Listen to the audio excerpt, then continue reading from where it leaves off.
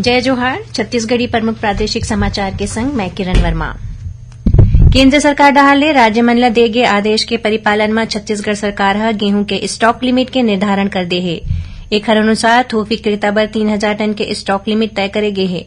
अइसने रिटेलर बर 10 टन और ओखर जम्मो डिपो में 3000 टन स्टॉक लिमिट के निर्धारण करे गे हे। मुख्यमंत्री भूपेश बघेल ह खरीफ सीजन ल देखत किसान मन ल ओमन के मांग के अनुरूप मानक स्तर के खाद बीज के उपलब्धता सुनिश्चित करे के निर्देश दिन हे। प्रदेश में पाछू 15 मई ले चालू पटवारी मन के हड़ताल समाप्त होगे।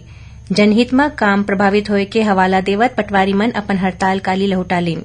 यही बीच मुख्यमंत्री ह पटवारी मन ल ओमन के हड़ताल के सेती रुके काम मन ल तुरते निपटाए के निर्देश दे हे।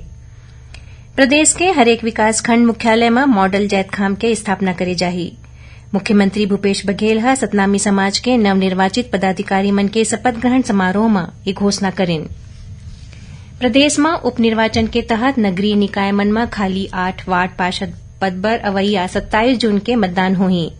मतदान के समय मतदाता पहचान पत्र के रूप में मतदाता परिचय पत्र, बैंक या डाकघर के फोटोयुक्त पासबुक, पासपोर्ट, पैन कार्ड, आधार कार्ड, फोटोयुक्त राशन कार्ड समेत 18 प्रकार के दस्तावेज के उपयोग कर सकत हैं।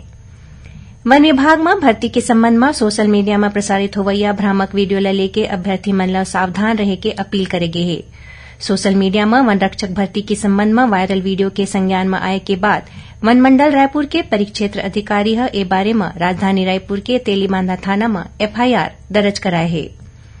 राष्ट्रीय स्वयंसेवक संघ के पंचम सर संघचालक कुप्पा हाली सीतारमैया सुदर्शन के जयंती में 18 जून के रायपुर के समता कॉलोनी स्थित महाराजा अग्रसेन सभागार में व्याख्यान माला के आयोजन करे जाही और जांजगीर चांपा जिला के ग्राम सिवनी में हुए 2 मालवाहक के बीच जोरदार टक्कर के बाद ओमा आगे लग गिस। इस दुर्घटना में एक वाहन के चालक और परिचालक के जलेले मौत हो गई। ए रहिस अब तक के प्रमुख प्रादेशिक समाचार। जय जोहार।